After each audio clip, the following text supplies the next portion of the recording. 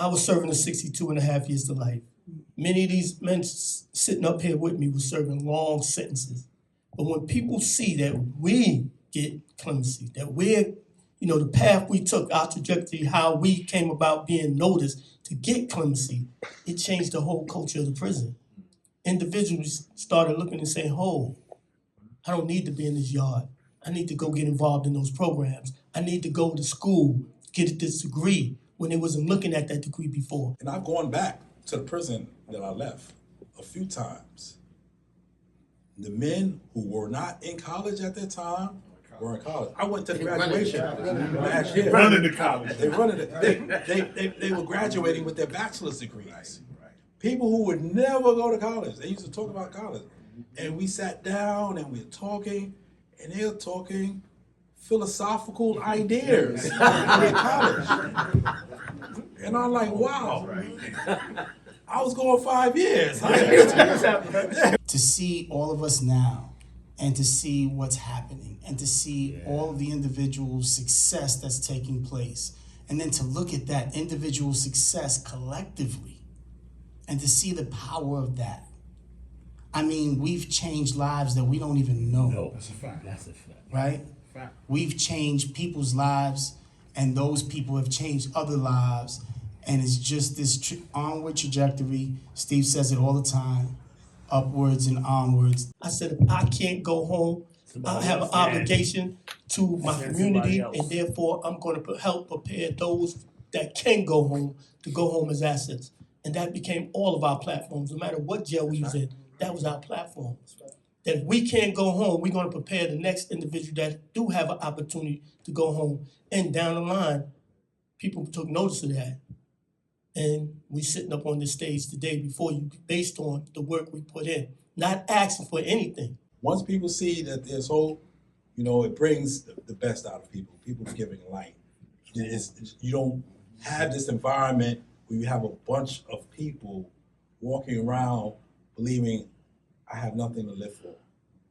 I have no hope. I'm never going home. That attitude brings out the worst in people. Absolutely. That's what makes the environment better. So if we're talking about public safety, if we're talking about safety inside prisons, we have to inspire people inside prisons. We have to give them hope. We have to give them that they have a reason to live, that their change means something. I know I didn't belong in prison in my heart, right? But then when I look at this journey and I look at everything that's come of it, the relationships, the knowledge that we've acquired, and the change that we've been able to create in people's lives, it made the journey almost worth it. Almost, right? If you know Joseph Robinson, if it wasn't for him, I wouldn't have put it for clemency. I called him one day, and he said, "Why don't you put in clemency?" I said, "Man, they ain't gonna give nobody like me clemency. I'm not getting clemency. Regardless of all the stuff I did, I'm not getting clemency." And you know what he said? "What do you have to lose?" And then I hear Donald Trump say this a couple years later. He said, what do you got to lose? And I thought about it. I said, she's right. I had nothing to lose. No, if you know how we used to always say, if your name is not in the hat, you can't get picked. Yeah. And so my hope was that even though if I wasn't able to come home, I was going to prepare and help others go home and be a success story. And that's what sustained me throughout my whole incarceration, because I didn't see this coming. I didn't see me getting out on clemency and none of that. I didn't see it at all.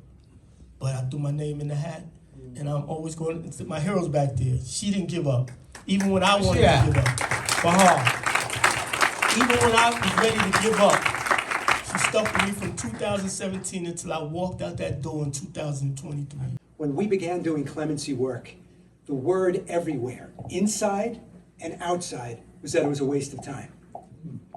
What I was told by people inside, I'll keep it clean. I won't say exactly what I was told, but this is what people said about clemency. And lawyers said, never gonna happen. And we're up to 55 people who've had their sentences commuted, and I say that to say it's a drop in the bucket. But the other thing we were told is no one's gonna get clemency for a serious crime, especially if it's a homicide. And 50 of the 55 people were convicted of homicide. Wow. So yeah, we've come a long way. Yeah, I think